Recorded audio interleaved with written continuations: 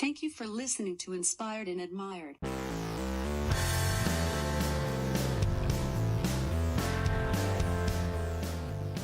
Hello and welcome to Inspired and Admired. My name is Matt Truman, and this is episode 17. Today my guest is David Wilson. He is a candidate for mayor in the city of Huber Heights. He'll be going up against Jeff Gore, November 7th, 2017. Don't forget to vote, people. That's why we're doing these podcasts. I would be remiss if I did not mention yesterday, or Monday as it were, September 11th, 16 years since the tragedy of September 11th, 2001. I hope you had time, took a minute to remember all those lives that were lost and remember why we are who we are. We come together in times like that. So, and also, September 11th, 2012, the sacrifices that those men made and their families, I don't know. My prayers go out to all the families affected. Also in other news, the Huber Heights Ward 3 representative, Tyler Starline, has chosen to not seek re-election. His opponent, Seth Morgan, will move on unopposed. I did reach out to Mr. Morgan on his campaign Facebook page. I have not heard back from him yet. If I do, I will try to get him here on the podcast. Maybe he can let you folks know what he plans for the next few years. There's that. Now, some very, very, very exciting news. Inspired and Admired has an exclusive right here. Super wonderful, fantastic news to share with everyone tonight. However, you have to promise me that you will not say anything until you either see it on Facebook or in the newspapers. Okay, you promise me. Here it is. I don't know how many of you have been listening to Inspired and Admired, how many episodes you go back. If you do listen, episode number 2, I did a podcast with the commander of the Miami Valley Young Marines. His name is Keegan Miller. Now, we talked about a lot of things. Go to episode 2, check it out. We talked about a lot of things. One of them being a national award for the Miami Valley Young Marines. A big, huge deal, okay? Now, I hold in my hand a memorandum from the Office of the Assistant Secretary of Defense. On behalf of the Undersecretary of Defense for Personnel and Readiness, I am pleased to announce the winners of the 27th Annual Secretary of Defense Community Drug Awareness Awards and the 2017 Secretary of Defense Fulcrum Shield Award. The winners are listed below. I bet you can guess who's listed below. The 2017 Fulcrum Shield Award winner is the Miami Valley Young Marines from Huber Heights, Ohio. That's right. That's the exclusive we have. I couldn't be more proud of those guys. The group I worked with, the Huber Heights Veterans Project, teamed up with the Miami Valley Young Marines. I got to get to know some of those kids, man, and they're really great.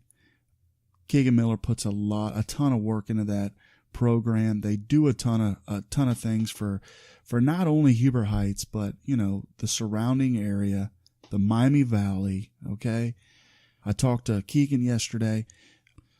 And it was really great to hear, that they won that award. This is a national award that, probably, I don't know, you'll have to ask Keegan, but hundreds of youth organizations apply for this award, and they were chosen. Congratulations to Keegan Miller. Congratulations to all the Miami Valley Young Marines. And you know what? Congratulations to Huber Heights, because that one, a lot of those kids are from Huber Heights. This is a big deal. And like I said, keep this on the down low until it's out in the public eye. All right. Until it's on Facebook and in the Huber Heights Courier and everything like that.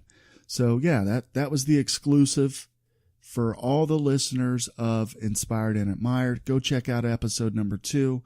If you have young kids, look into the program. It's excellent. Talk to Keegan Miller and all the folks at the Miami Valley Young Marines.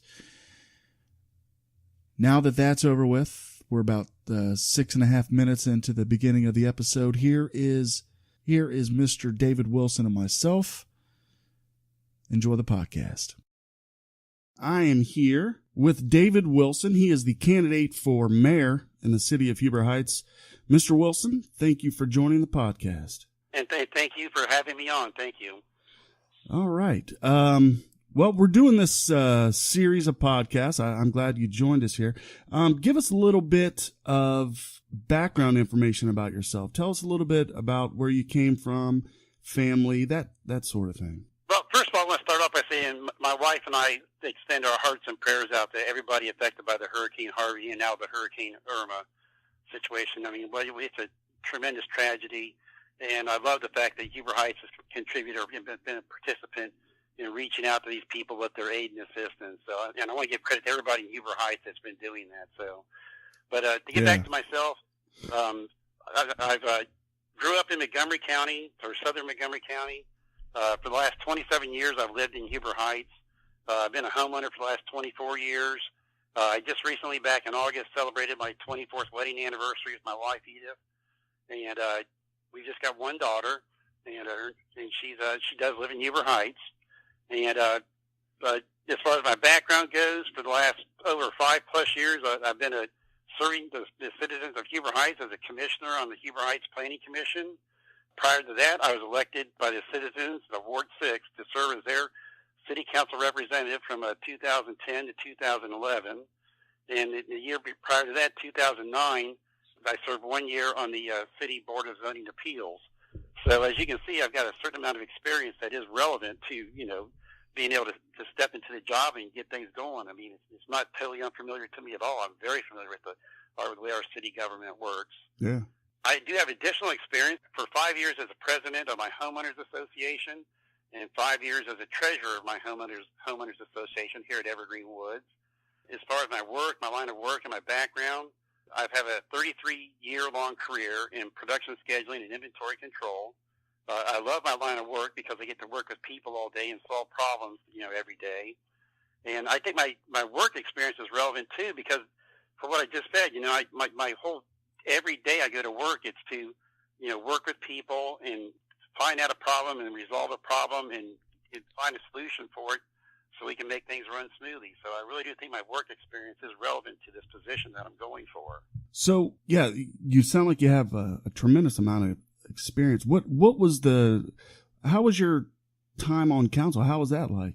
Well, it's not like it is today where the meetings are, many hours long and everything. It's the meetings were shorter at the time. I think there was a little bit less controversy at the time. But then again, I think that's because a lot of our citizens are becoming more aware of our community and our city and what's going on. And so I think that's why we're seeing more people participate in going to the council meetings and more people speak up and everything. Yeah, that's a good thing. As far as back in 2010-11, I don't want to say it was rather routine. The big thing that was back on council then was feral cats. Okay. It just kept coming back up and coming back up, and it's just like, oh, come on. Yeah, that's always been an issue for some. Yeah, I think for a lot of communities it is, not just Huber Heights. Right. For a lot of communities. With all this experience, and you've been on council, what made you decide to run this time? How'd that come about? Well, I feel like I've sat on the sidelines long enough. I feel like the time is right to bring my background and experience together and make a positive impact on our community. I truly believe if a city is not growing, it's dying. I think our current growth is barely enough to keep up with our job losses that we've had so far. So if elected, I will work to bring back responsible growth to our city to try to get us, I don't want it to be like crazy radical growth. I just want it to be nice, responsible growth in the sense of that, get everybody's property values maintained or get better. And like I said, just grow our city in a nice, responsible way. Yeah, that's great. So what do you think right now, give us some ideas that what Huber could work on to make things better? Well, the three things I'm basically campaigning on, and these are just the beginnings. I mean, there's many more things than that because the city, our city's a little bit more complex than what most people think. But the very first thing is I think we need an economic development director. Currently, we have one. One of our assistant city managers. It's part of their job description, but I just don't see very much going on with that particular responsibility, within the city right now. So I'm thinking that we need a full-time economic development director who's on the phone all day, calling the existing businesses in Huber Heights, calling outside the city, and trying to attract businesses to come in and, they basically sell our city, is what I want them to do. Mm-hmm. And one of the very first things I want to do is have him call up some kind of franchise associated with Starbucks and get us a Starbucks in here. I've had so many people when I go to the farmer's market, when I went to the Marigold Festival, and I meet people in the streets, I keep getting asked that repeatedly, and it's just like, okay, I'll make that part of my campaign. We'll try to bring a Starbucks in Huber Heights. But we have one at Kroger's, but I'm talking about one where you can drive through. Sure. Yeah, the one at Kroger's, you have to go inside and still. Yeah, then the other thing I think we need then is after we get a zoning director then is I think we need to get our zoning really doesn't have much teeth into it, okay? I recently met a gentleman who was trying to sell his house, and I went and visited him. He's got a really nice house down in a little bit southern part of town, like south of Fishburg. But he couldn't sell his house because across the street there was a house that had the windows all boarded up. And so when he told this story and he explained it, he said that he's called the city about the boarded up window, saying it's affecting his ability to sell his house. Yeah. And the part that shocked me was he said that the plywood has been in the window for 6 years. Holy moly. So I asked him, I said, when you contacted the city, what did they say? And they said it was acceptable. So apparently somewhere along the way our zoning is dropping the ball on some things, and this particular is that we don't really have a limitation on if you board up a window, say it got damaged or whatever, you board up a window, there's no time limitation on when it has to finally be repaired and restored back to being a glass window. So I think our zoning really needs to be reviewed, and a lot of that will go through the planning commission and then come on up back at the city council to be voted on. But we need to get some teeth into our zoning because that's affecting everybody's property value, not just the guy who has a broken window. That's his property value's gone down, but everybody around that person. And for my example, the one gentleman was trying to sell his house. He couldn't sell his house because of that. It was so ugly. Right. Yeah, so we need some teeth on our zoning for sure. That has been a hot topic, the zoning issues. And, I hope if anybody is, whoever is listening, I hope that, you get that word out there, that zoning issues are a problem. So, great. Yeah. So, I have one more. Please do. I think there's the chain of command between the YMCA, who's supposed to be our Parks and Recreation director, and then our Parks and Rec board, and then the City Public Works Department. I'll be honest with you, I see a total disconnect between those three. And what I want to do is go back and starting with the review of the contract with the YMCA and just how is this supposed to work. It just seems like there's something that's not linked together. It's not connected. It just seems like the three entities seem to all work independently, and yet I think they're supposed to all work together as like a group and like a team. Sure. And I'll give you one for example, like I've been to the Parks and Recreation meetings, and one time I did see a representative from the Public Works Department there. One time I did see somebody. But I would think that every single meeting that somebody from the Public Works Department should be at every meeting. But that's one of the things I want to work on is I want to get that connection. I want to make that connection, and so that it flows. So that when you see something wrong with one of our parks, then you can already know that it's going to go through the YMCA, it's going to go through the Parks and Rec Board, it's going to go down to the Public Works Department, and it's going to get fixed.